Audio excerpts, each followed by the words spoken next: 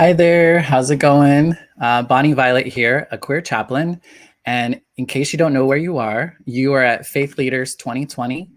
This is the first episode of a new series that I'm doing. Just taking some time to introduce you to some people of faith and spiritual leaders who I've just been drawn to or have gotten to have experience with. And I just want to introduce you to them. And also, folks are doing some really great and interesting things in 2020.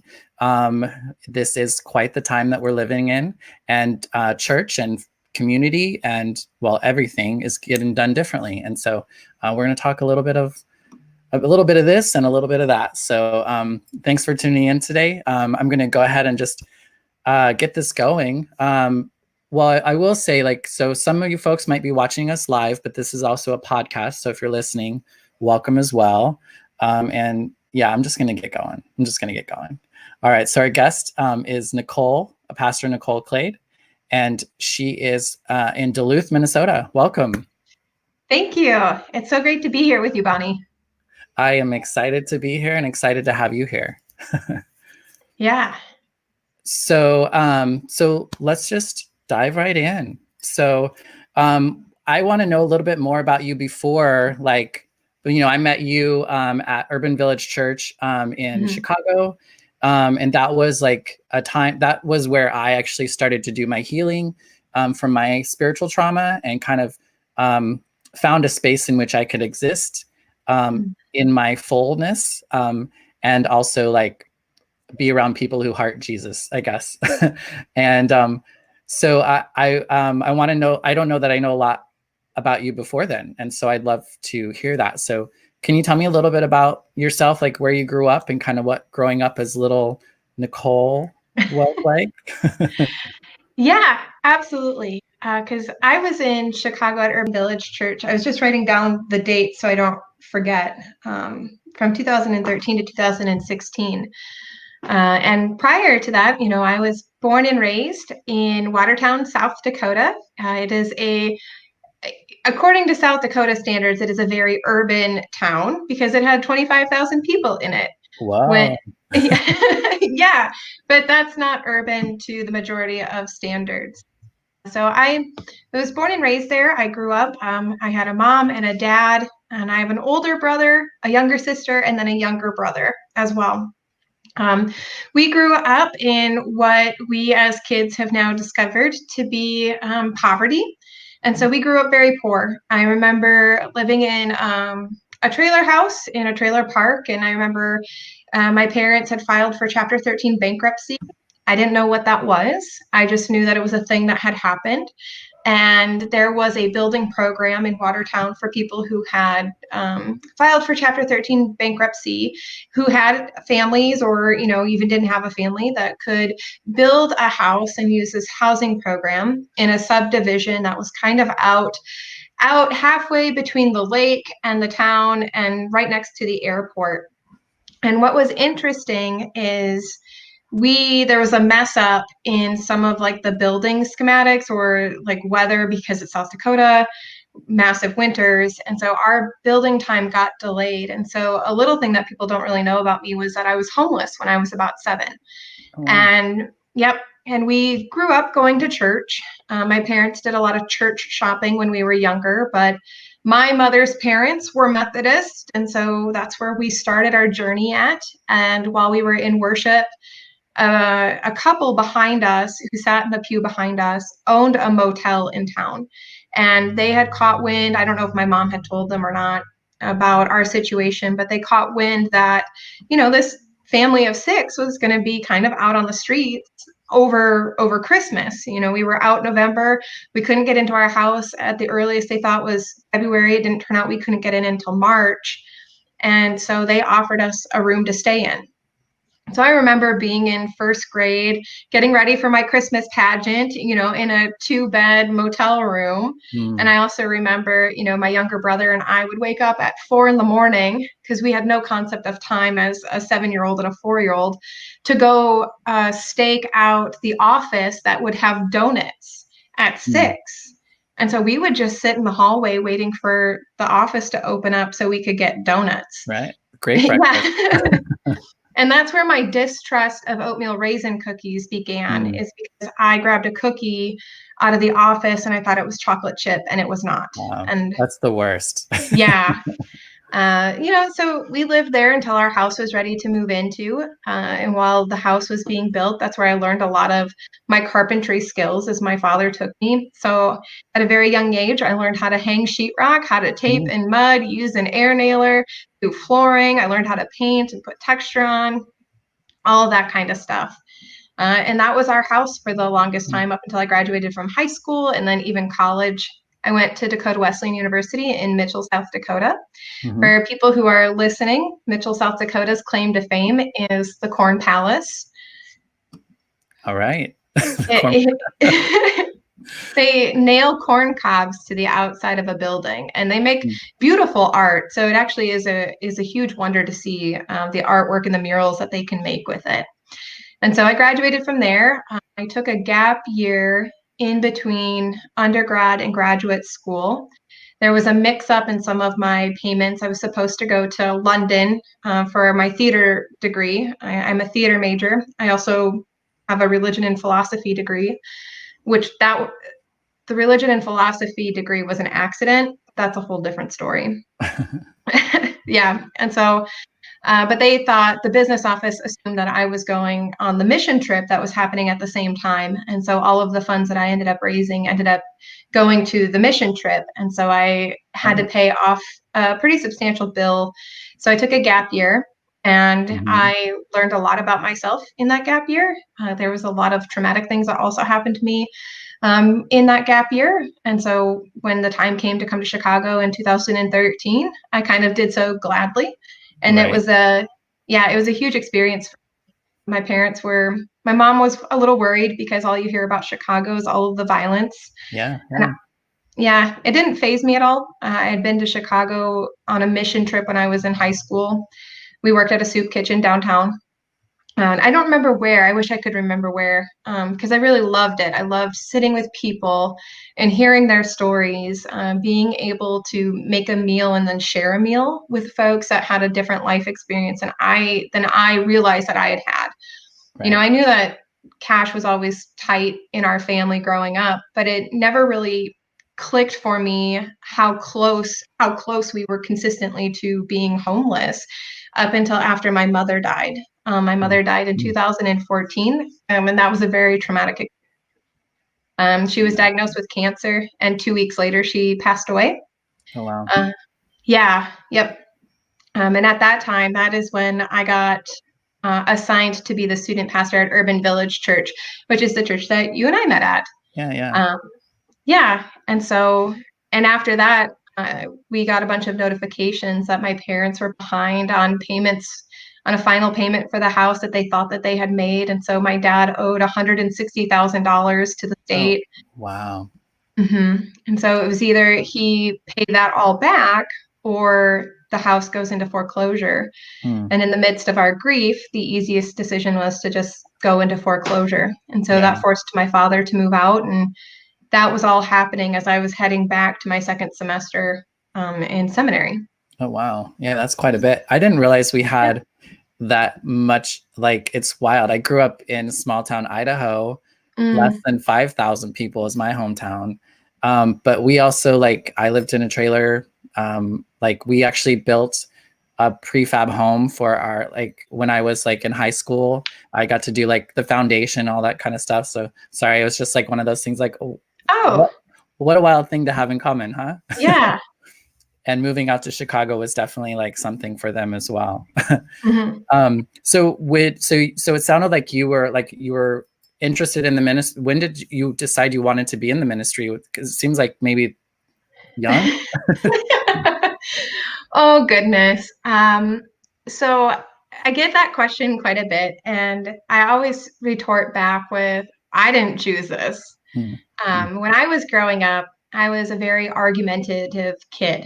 And so my parents always assumed that I would become a lawyer because I would debate logical fallacies, in elementary school, and I would get upset at kids who weren't doing the right and just thing, even though I didn't fully understand what all of that meant. I mean, when I moved here to Duluth, I ended up with a bunch of paperwork from my childhood, and consistently on the report card was always, Nicole likes a good argument, and she has a deep desire to do what is just and right, and to make sure other people are doing what is just and right. And so my parents assumed that I was just going to be a lawyer. And when I got into middle school, I actually found a real passion in conservation work. I ended up getting kind of an internship at the zoo, the Bramble Park Zoo in Watertown. They have, I don't remember what it was called, but it was, if you were in middle school and high school, you could come, you paid $30 to get a t-shirt and free concessions all summer, and you work different shifts. And so I would go in and I would work 3, 4, 5 days a week, volunteering at the zoo, cleaning out animal pens, helping prepare their food, learning about just the physiology of various different animals, and doing animal shows. And I was offered, when I was going into high school, I was actually offered a job as a zookeeper as long as I had finished at least one full year of a biology degree. So when I went in to college, that was my goal, is I wanted to have a biology degree, become a zoologist, and work my way up into being an executive director of a zoo someday. That was my dream goal. That was the goal, huh? Yeah, and what I was super passionate about. But when I was 16, all this time I'd been in church, we had gone to church. My mom always said, if we're not in church on Sunday, it feels like my whole week is off. So my parents would take us to church. When I was 8 or 9, my parents were in the process of adopting a child who was a product of incest. And this child was a grandkid of a person that my mom worked with. And so my mom was working with an adoption agency. She was working with the family. The child came to live with us. And so they were in the process of adopting him. And I don't know fully the details. But as far as I know, and my understanding is concerned, is that my parents went to our pastors at the time to ask for a letter of reference to help complete the adoption, as well as to provide some pastoral care for my mom, this grandmother, and her teenage daughter, and the whole family, and to help get them some professional counseling. And the pastors refused to help and to step in, due to the nature of how this child came to be. And so my mom was livid. And I remember that the Department of Social Services came in and took the child from our home, this infant. Wow. And I was home for it. And so I remember, these social workers coming in, taking the child, taking everything that we had purchased for him, and taking him from our custody, and the adoption fell through. Poor little guy. My mom was very hurt, and we just stopped going to church. She tried out a few different churches because faith was very important to her, and nothing seemed to really work until I was in 3rd grade. Then this guy came to our house, and my mom, knowing who her children are, especially me, just shooed us out the door and told us to go play until the streetlights came on, and that if we needed anything, we could go to the neighbor's house and get a snack. And so I was like, whatever. So we're out, we're playing. Well, I come in and I want a popsicle because it's hot out. It's the middle of the summer. And here this guy is just sitting at our kitchen table talking to my mom. And he is taller than 3rd grade me while he is sitting. And I look at him, I look at my mom, and I go, Mom, who's this strange man sitting at the kitchen table? And and I have never been shooed out of the house faster than that. Right. Yeah. And so later I come to find out it's the new pastor at the Methodist Church. And he came and he listened to my mom and the pains and the hurts from the previous pastors, and invited us to come back and to see what was going on. And so my mom took the new pastor up on that, and we went back to the Methodist Church when I was in 3rd grade, and we never really left. And so I did youth group, I did Sunday school. I did Christmas pageants. I'm a very outspoken individual, so I often got speaking engagements for different skits that they were doing. I'm a natural born leader, and so in youth group, I just became kind of the leader of the group, often leading Bible studies, always asking the hard questions to the point where I've gotten sent to the pastor's office several times. Right. And I eventually got kicked out of high school Sunday school. I put that in air quotes. Because they were just like, you need to be like in adult Sunday school. Oh yeah, they're like, you're not a youth no more. Huh? Yeah, like the questions that you have are beyond the curriculum and what I as a volunteer can answer. So you just need to go to the adult Sunday school, the pastor.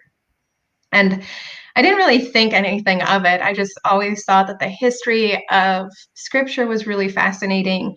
I always asked like the hard questions about, when I was in high school, people were still talking about how being gay is a sin. And I would always ask, like, but where does it say that in the Bible? Like, those words aren't even uttered. Like, Jesus doesn't say anything. So, like, what does this mean? And how do people come to that conclusion? And if God is a God of love, then why is there a hell? Like, where is hell? What happens in hell? And so, I always had these major questions.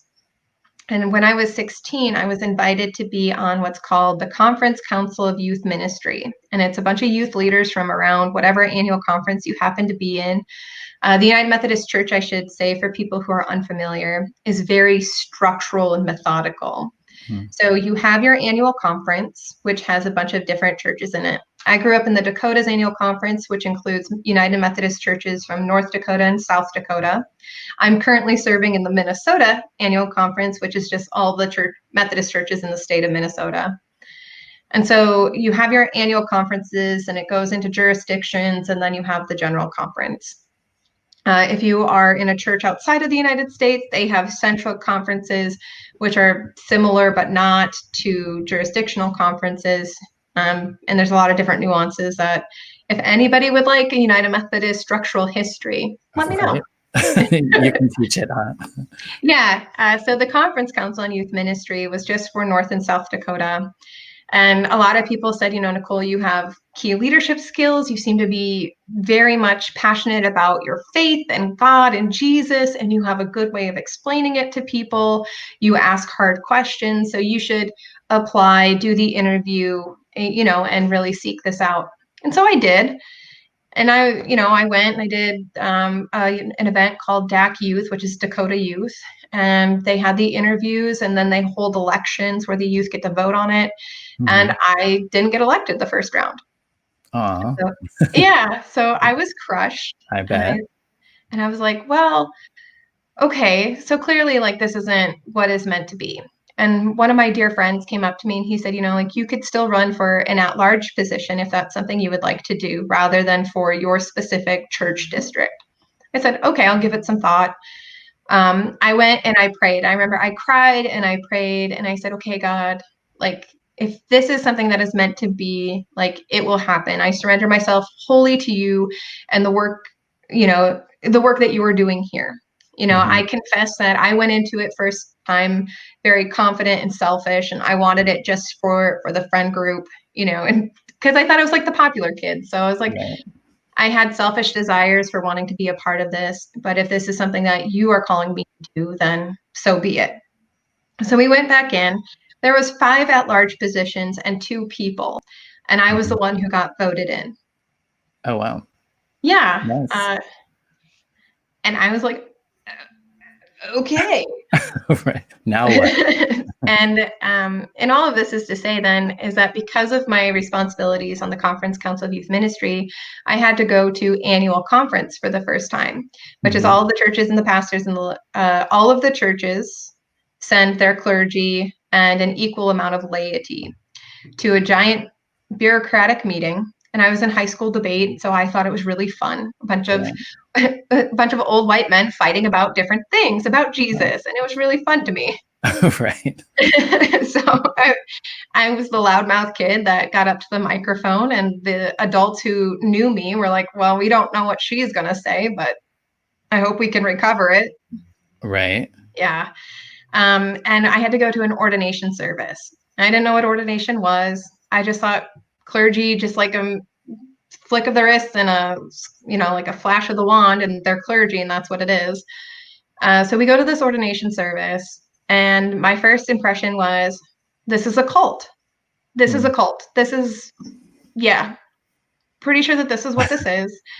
People are marching in white robes. Some of them have black robes, and I'm like, oh, this is Scary. scary. Also a little problematic, because I said, the only thing that's really separating them from like the KKK is they're not wearing hoods. Yeah.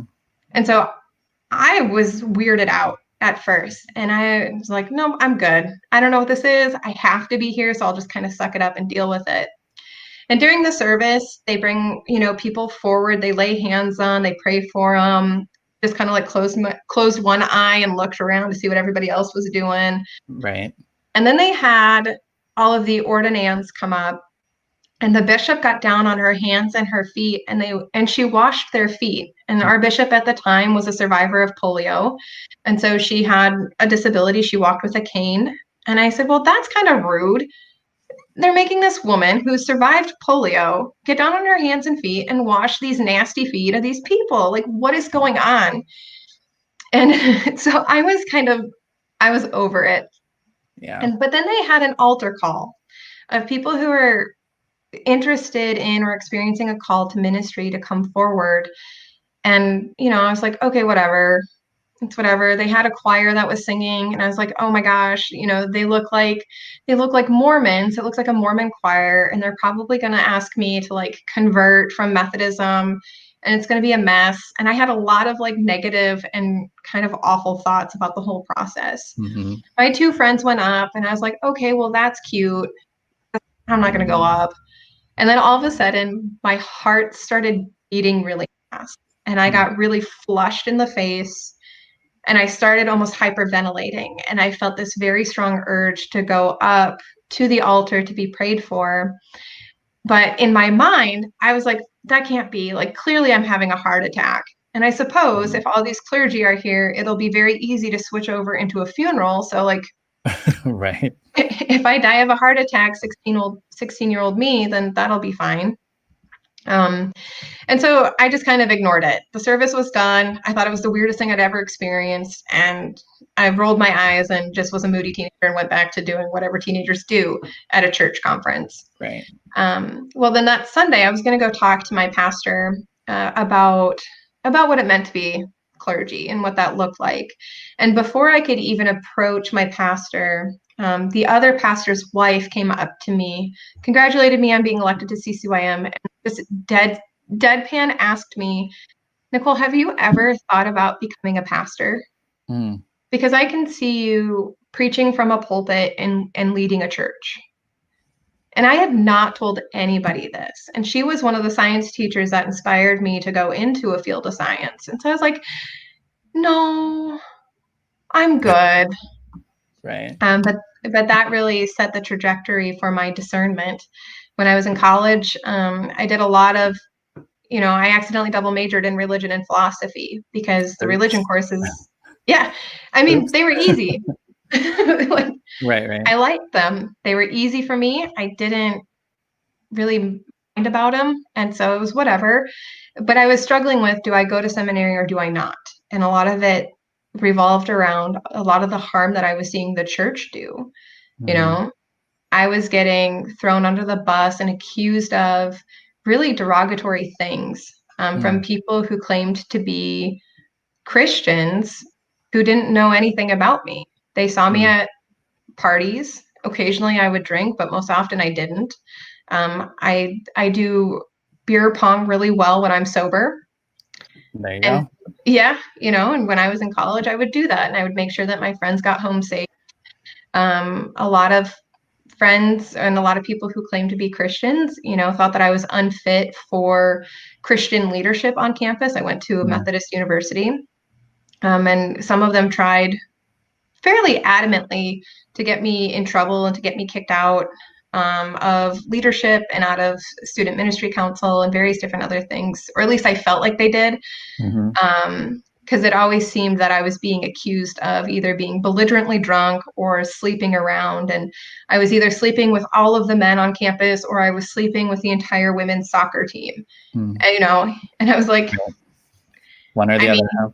Yeah. And I was like, well, you know, how was it? Because I wasn't there. Right. Yeah. And that really made me struggle with, well, do I want to be a part of something that is this harmful and like is willing to accuse people of things and do so in the name of air quote accountability, end quote, out of love and compassion, because there's nothing loving and compassionate about telling people, hey Brad, yeah, Jesus was a rebel. Absolutely. Brad Mackinac is actually one of my parishioners. Oh, great. Hi, Brad. Yeah, Jesus was a rebel. Absolutely. You know, and in my time on Student Ministry Council, we saw, you know, a 200% increase in people participating in worship and chapel every Thursday. And a lot of it were people that I partied with the weekend before, you know. Right. Yeah. Yeah. But the double major of religion and philosophy really kind of solidified for me that I am being called to something greater beyond myself. And I mean, I still struggle. I was in seminary. I struggled with the United Methodist Church.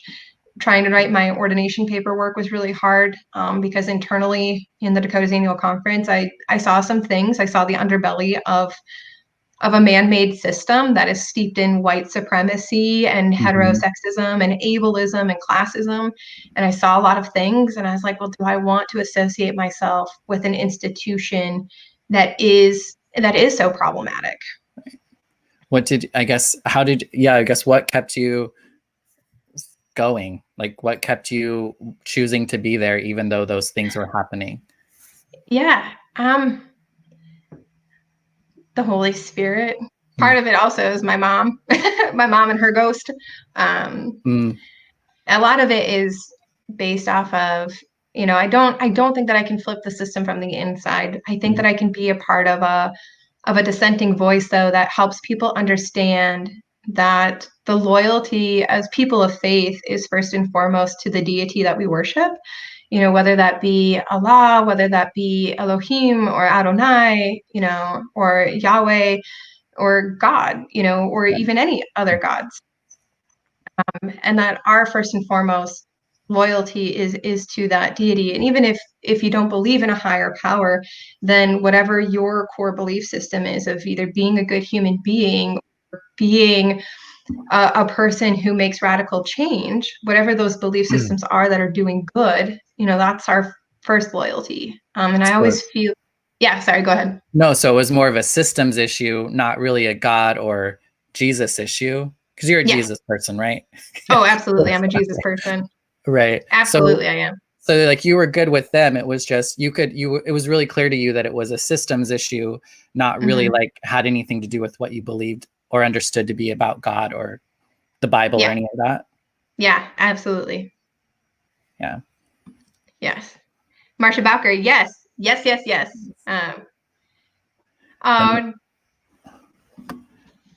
Joshua Penrod, friend from Pierre, South Dakota, wishing you were back in South Dakota. Nicole, heart. Thanks for being a rebel for the queer community. Heart. Oh, you're welcome. Absolutely. Sweet.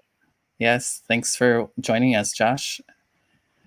So, one of the things that's interesting to me too, it's like, I found myself, I guess, so it sounds like your mother experienced church hurt, you know, like as a queer person, you know, I thought, oh, I experienced church hurt.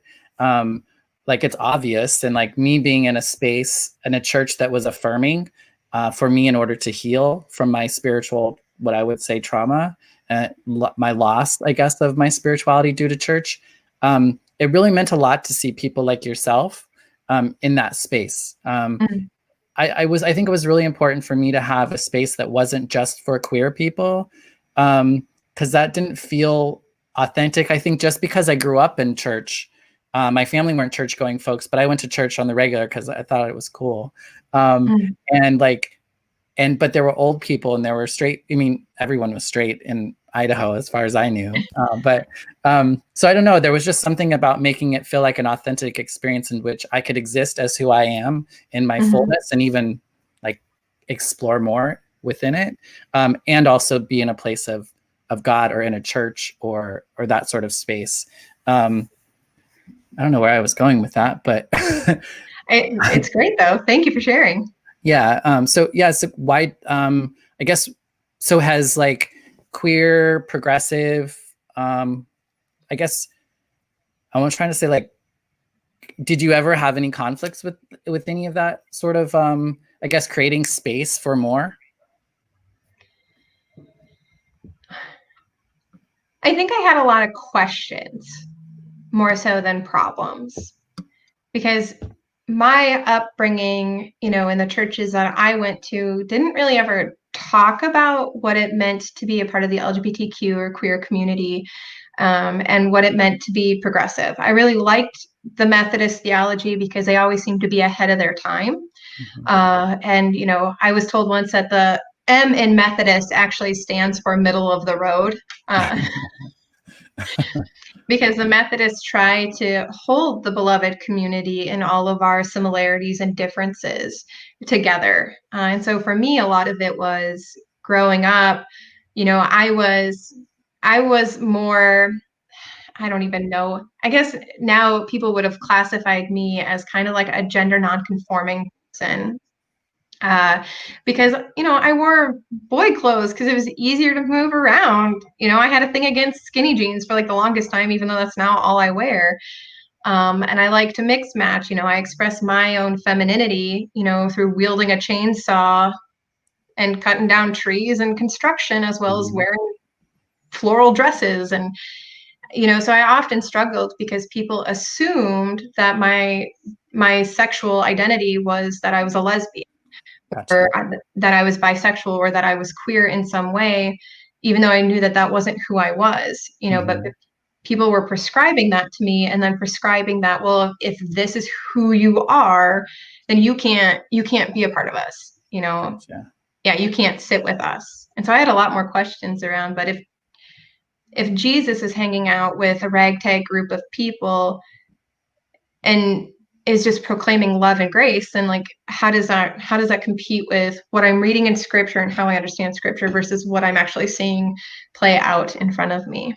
Right. Here's a really great question from Aaron. Aaron asks, what would you say to someone who feels pulled to be in the ministry but is feeling a conflict between their faith and being transgender? That's a really great question. Thank you for asking, Aaron. I would say to lean into that calling, and to surround yourself with people who are affirming, who can kind of be your hedge of protection for if things get a little out of hand, or, you know, can I cuss on this? Yeah. Okay. Yeah. Okay. I just wanted to make sure, or like when shit hits the ceiling fan, because every denomination will inherently have flaws because it is a man-made or a human-made institution that is often steeped in the systems and the problematic systems of the world and the brokenness of the world. And so having a community of people to surround you and to help encourage you to be able to be that hedge of protection, to constantly fill you with affirmations, because if God is calling you to the ministry, God is not going to stop calling you to the ministry. And exploring what that ministry looks like takes a lot of time. And so I hope that helps. But I mean, honestly, lean into it and surround yourself with people who will fight with you and for you. Yeah. I mean, let it pull you. Like, you know, the pull is there. Let it take you. I've like, for me, I'm still trying to figure out where I land, but, you know, I identify as trans and genderqueer, and my transness to me is a spiritual experience. I would say that until I brought spirituality back into my life, I couldn't exist in my fullness and even explore that even further. Like, I lacked the imagination. I lacked the strength. I believe that God actually, my relationship with God is what causes me to be trans in the world and causes me to show up in the way that I show up. So my transness is a gift from God. And I know that like 100, but finding a space and finding an environment in which can cultivate that, and especially like say a Christian space or that sort of thing, it can be really hard because it's just like, it's all these different, it's like just to be queer or trans or, you're automatically assumed that you don't even have God, or that God doesn't even want you, or you wouldn't even want it anyway, or whatever. And so it's like, and then when you're in those other spaces, they're like, spirituality, that sort of thing is another challenge as well. So, I mean, I think the biggest thing is just like being able to really hold true, like you said, hold true to who you are.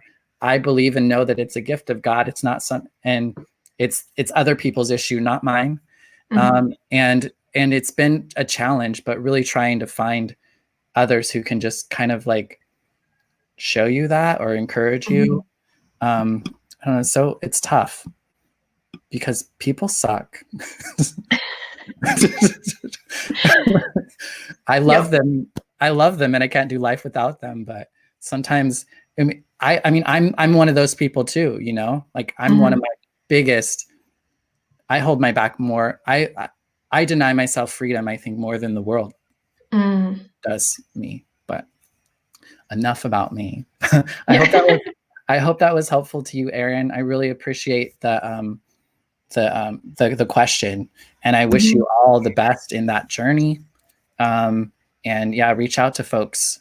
Follow a lot of the work that I'm doing if you're curious. I do a lot of interviewing of like drag queens and trans folks and all different kinds of folks, just to kind of hear that they have spirituality as well, and kind of what that journey was for them.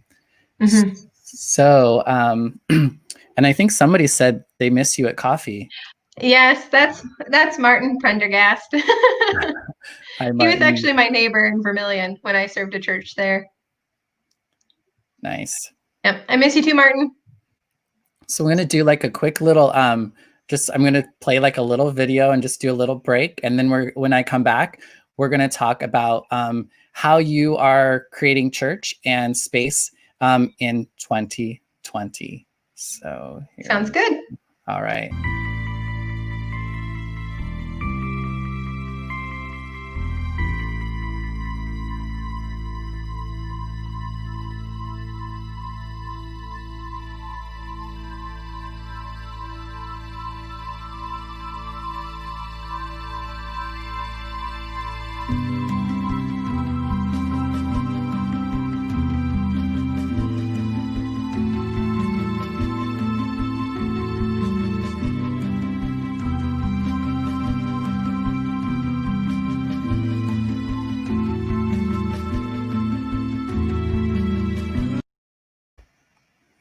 Woo, and we're back. Woo. I know, catch our breath a little bit, get a little sip of water. Yep, you almost caught me sipping out of my water bottle. Right. Well, was there anything else that you wanted to share about kind of getting into the ministry before we went into kind of like how you're approaching doing church now? Not really. I mean, if anything, it takes a lot of courage to earnestly answer the call that God has placed on your life, whether that is to church ministry of being like a bona fide clergy person, which I don't even know what that means, right? Or doing ministry in a different context, of being able to share love and compassion with people. Right. Awesome. Well, so what things have you been doing different? I mean, what's going on with you right now, I guess, as far as like, how has COVID impacted spiritual care or your ability to do things? Oh man. So I'm laughing and kind of rubbing my eyes because it's funny that you would ask that. I'm currently actually in quarantine for a possible COVID exposure that happened last week. This is my second time going into quarantine.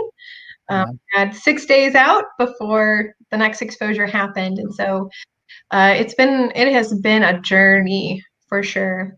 With everything that's happening with the global pandemic, I will admit I'm a United Methodist clergy person. I'm an ordained elder, which an elder and a deacon are different. Again, if people have questions about that, you can ask me. But I got reappointed. So we do an appointive system where the bishop and the bishop's cabinet will call you up and say, hey, do you want to serve this church?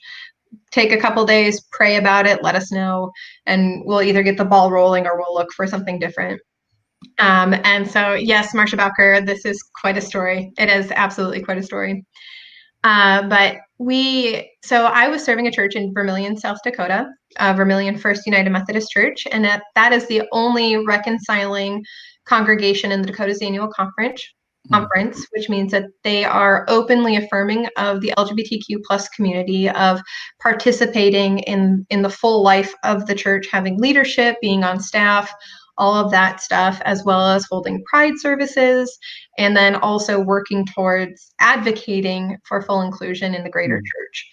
And then I got reappointed from that church, from Vermilion, South Dakota to Duluth, Minnesota. And so I'm currently serving a church called Hope United Methodist Church in Duluth, Minnesota.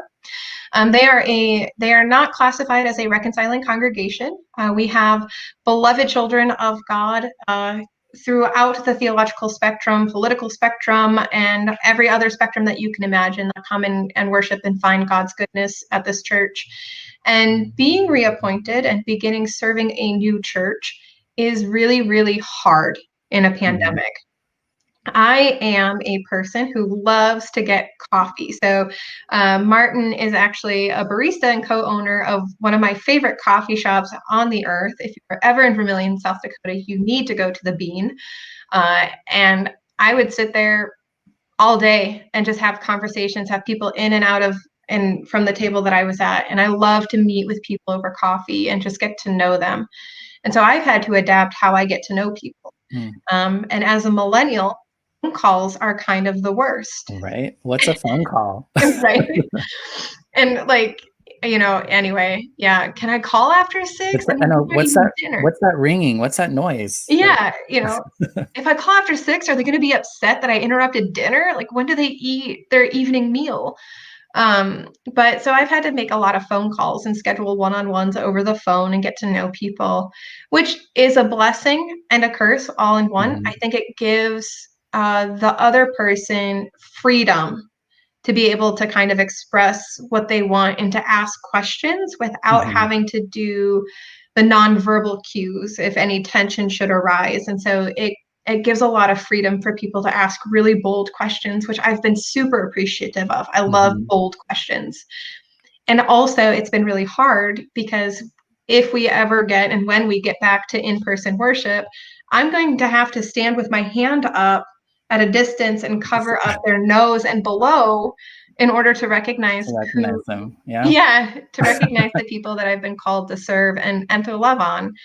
And so that's been a challenge. Have you noticed more of like a need? Are people having more questions, or are you needing to speak with more people? Maybe.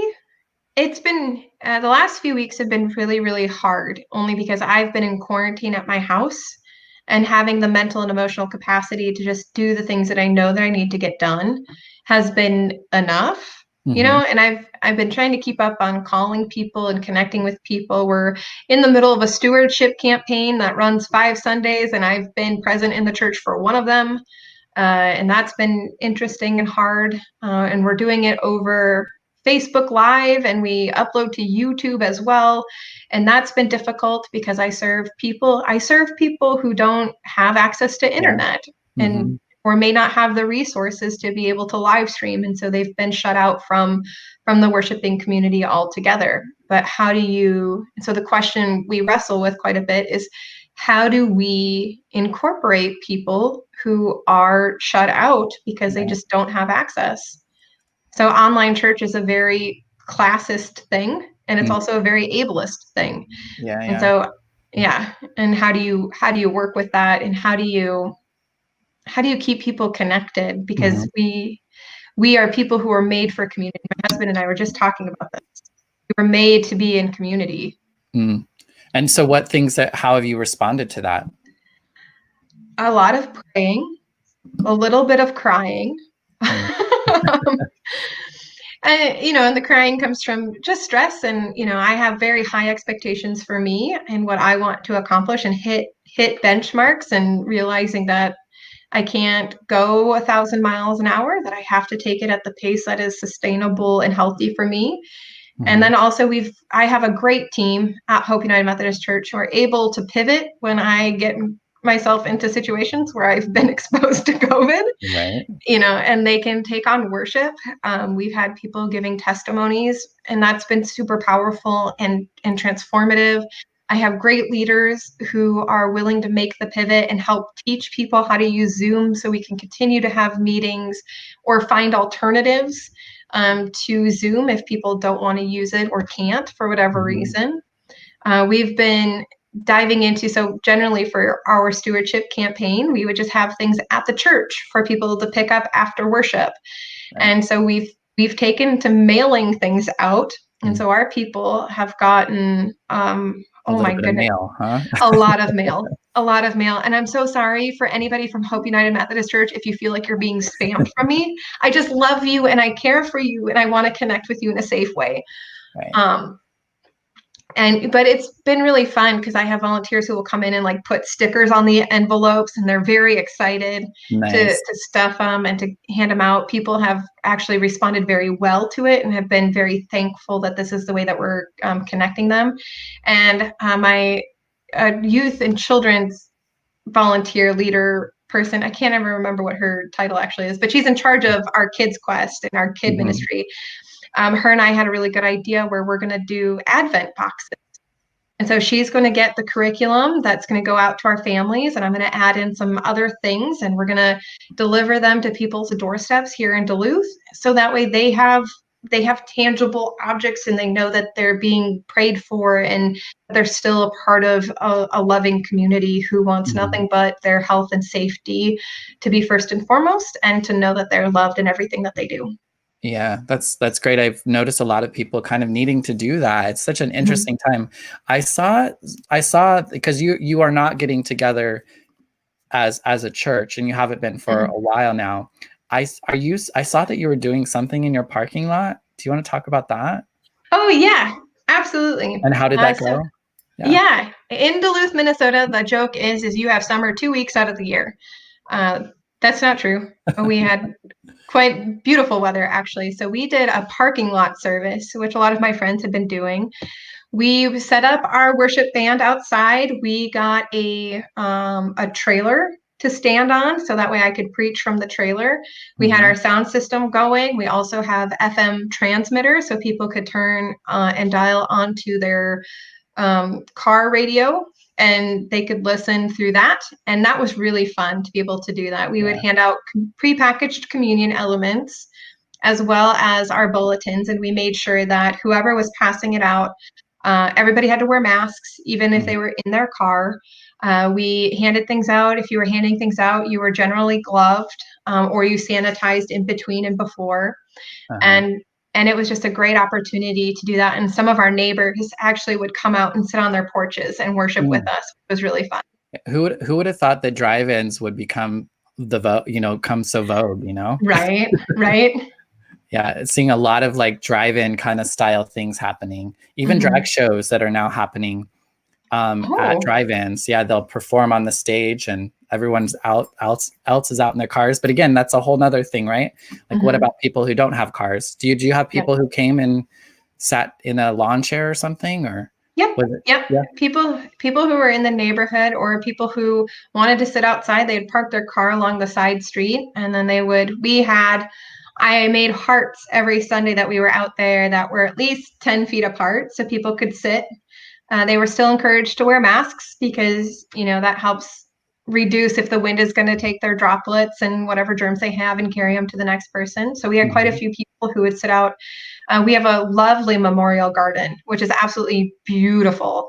And in the fall, even with all of the trees that were changing, it was just gorgeous. So people came and they sat out in their chairs or they sat in their cars, depending on what they wanted to do. Nice.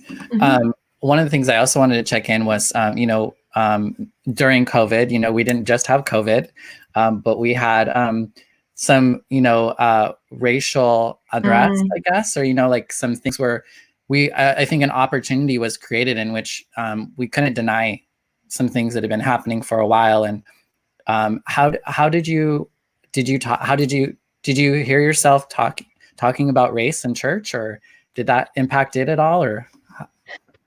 So I did a little bit, and I will confess, I was not necessarily instructed, but I was told and encouraged to really get to know people before I did. Because you're new.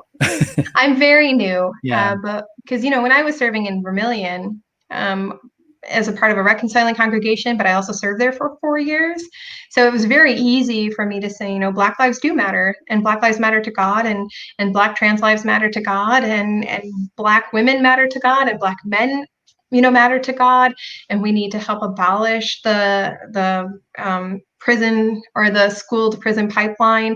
Mm-hmm. We need to do that internal work. And so being fully online and not being able to know my people in a way that I could speak to them, that met them where they're at, because I can't drag people to where I'm at, because that's not helpful for anybody. Yeah. But to meet them and to have meaningful conversations was really challenging for me and difficult. I had mentioned a couple of times in sermons that we need to believe our Black and brown siblings when they say that they are hurting. And I know that landed differently for different people, and that's just how it is, and that's okay. And there's some work that needs to be done. I know that this church has done a lot of kind of what we would consider like progressive book studies, where they've looked at race, and we have several book clubs and book groups that meet. And so they were doing a bunch of different books around racial justice. And what does that look like? And what does it mean to be an ally? The Twin Port United Methodist ministers that I'm a part of here. So the Twin Ports, for people who are unfamiliar with it, includes Duluth, Two Harbors, and then Superior, Wisconsin. Duluth is a huge harbor town. And so we have a bunch of clergy. There's about 8 or 9 of us that are United Methodist, plus a whole plethora of others. And so we've been talking about what does it look like as a collective group to address how our systems are steeped in white supremacy, and how can we talk about racial justice and doing our own internal work together around our own racial biases and our white privilege that we have. And then how do we talk to our different congregations, knowing that Jane is going to be different than Joe, who's going to be different than Sophie, who's going to be different than Ralph, even though all of them may have agreements on fundamental level, but the way that they get there and the pathways to that are going to be much different. Yeah, well, and everything's been so politicized. It's like, politics gets into all of it, like wearing a mask, like police brutality. Like, I don't think that's a political, like that's a moral issue. Like, we should be doing something about it, period. Like, to me, there's no question about that. So, and I know that there's a lot that just people have been, I don't want to say blind to, because that's not, but they've been like cut off to or severed from the realities of folks who are different than themselves.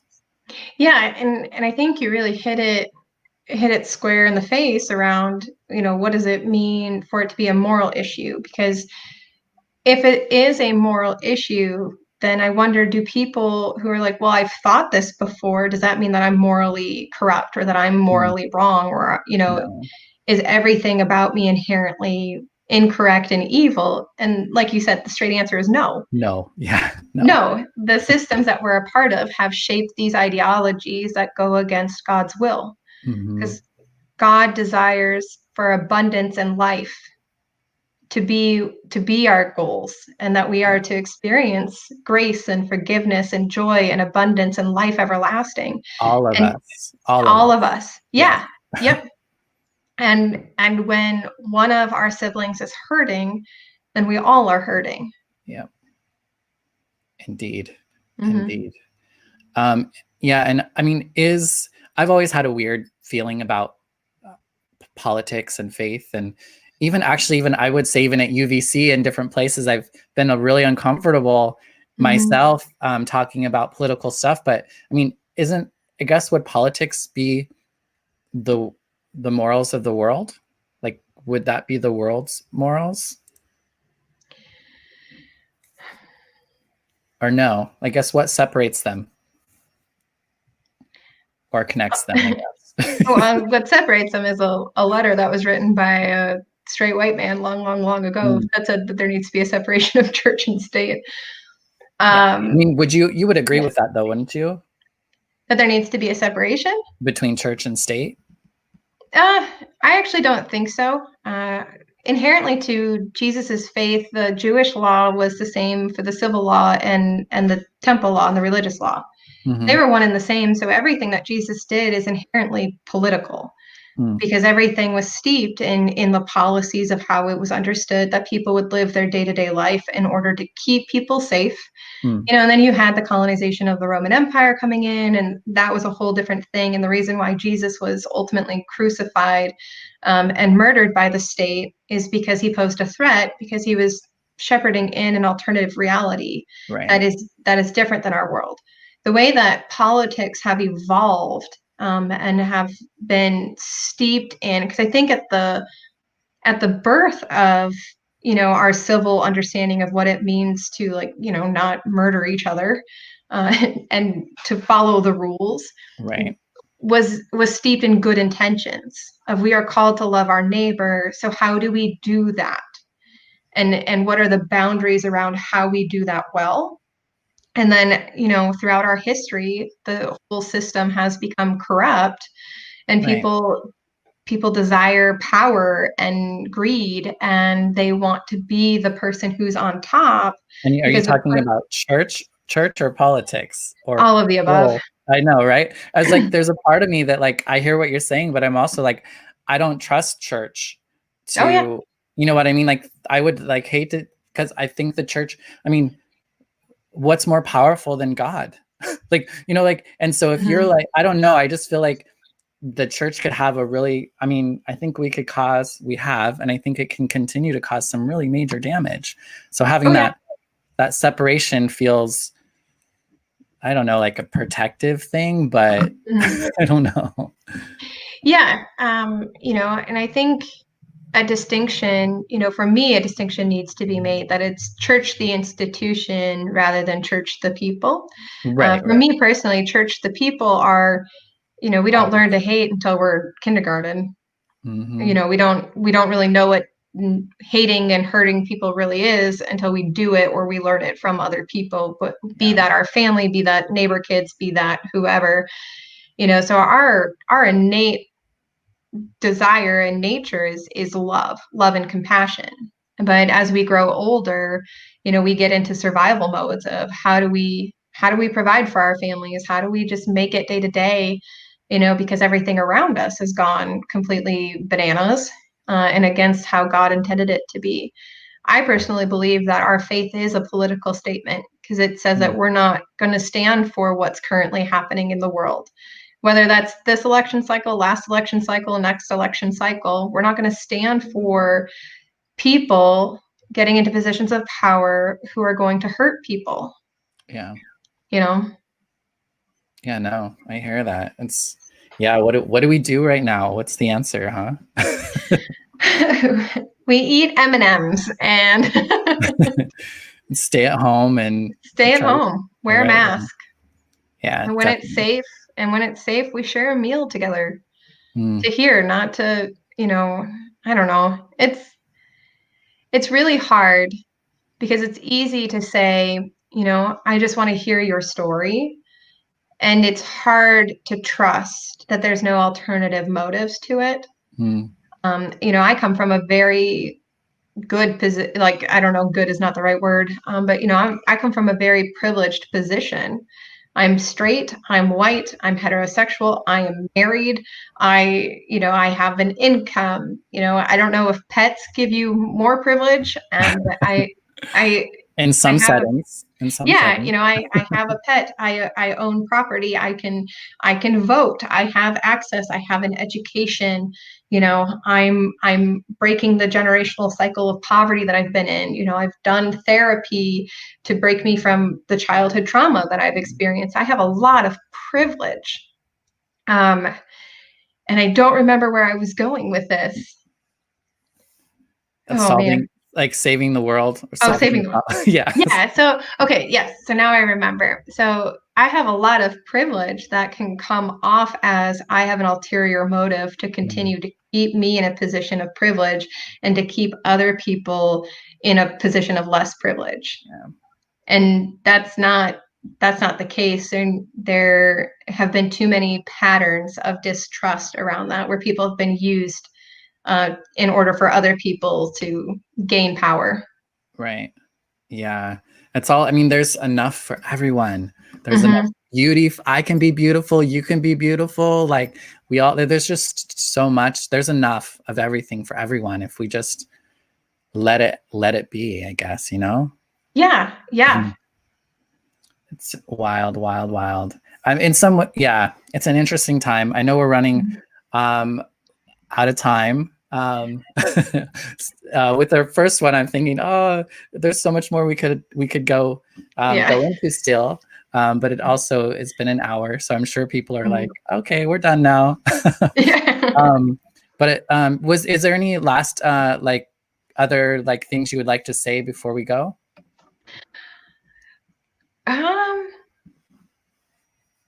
I'm really stuck on the idea. I'm a problem solver. So how do we solve the problem? You know, and what is the problem? And the problem is systemic evil and injustices. Oh, we have a new statement. Yes. I don't know if I can. Yeah. Tina Johnson says the written laws and politics began as laws of religion. Having one without the other is not possible. The interpretation of said laws is held within the heart. Well said, huh? Yeah. I have to digest that a little. Yeah. Well, I really like the line, having one without the other is not possible. You know, that really gets back into, you know, the things that Jesus did was inherently political. Our faith is inherently political. Well, and I just don't think separation is a reality. Like separation in any way is a lie. Whether it's separateness within ourselves, separateness with each other, and I mean anything else that exists in the world. It's just a way. How do we like see that we're not anymore? You know, how do we see that we're not separate? And I think that's what that's what I hear you're doing. You know, I think what we do is we try to stop generational patterns. At a family level, at a maybe city or state level, or, you know, wherever we land in the world, in whatever position that we're doing, if we can show up a little differently, a little bit, hopefully more healed than hurt, or hurt differently. I don't know. You know, I love this. I heard this statement recently, healed people heal people. And like, that's just what I want to stick with. You know, I've seen myself as a hurt person, or like I see hurt people. And I'm like, yeah, I don't know. I hear that and I get it, but also I like hearing healed people heal people. Yeah. Cause I feel like that's where I land, where you land too, huh? Yeah, I'm writing that down. Well, and it also flips our perspective too. We're not focusing and perseverating on the negative. We're focusing on the good. Yeah. And, you know, there is so much to heal. You know, there's just so much to heal. So I think it also says that there's progress, right? There's hope instead of this idea that we're just stuck hurting each other. You know, I mean, we can live in that, you know, maybe that's hell, you know, like, I don't know, some people's maybe understanding of that. But now I feel like I'm rambling a little bit, but I really feel like I'm just getting into this. I know I could sit here and talk to you for several more hours. Yeah, definitely. Was there, I guess, you know, for folks, you know, a lot of folks are going to be coming across this that are maybe at home alone. Maybe they're in a place where they're with people they don't want to be, or they're really struggling with connecting with God or others. What would you say or suggest to them? Yeah. Right off the top of my head is, you know, whoever's listening to this, know that you are fiercely and profoundly loved by me, by, you know, the deity that has created you, whoever that happens to be for you, and that you are enough, you are worthy, and I'm so glad that you're here. I'm so glad that you're here on this earth and that you're helping to move us towards the trajectory of being better. So good. So good. Thank you so much for joining me today. I was going to put your Instagram up real quick. So There it is. So if folks want to reach out to you, is that a good way to reach you? Yeah, on Instagram. You can find me also on Facebook. Instagram I use mostly to show you pictures of my cat. Nice. Charlie, right? Yep, Charlie, the gender bending cat that I thought was a boy cat when I found her. Nice. Well, Charlie is a great name then, I guess, huh? I mean, Charlie works both ways either way. Yeah. But yeah, gender. That's a whole nother topic. Yeah. Another day. Yeah. I just want to thank everyone who joined us today. Tune in next week, whether you want to watch us live or if you're getting it on a podcast. I will be Rebecca Anderson from Chicago will be my guest next week, and she's actually a pastor of a couple of churches. So keep an eye out for her bio and the promos, and we'll see you next week at 3:33 p.m. If you're watching live here. Yeah. So thank you again, Nicole, and thanks everyone. I have a little outro video that we can play, and we'll just say goodbye. Thanks, Bonnie. It was a pleasure. Likewise. Thank you.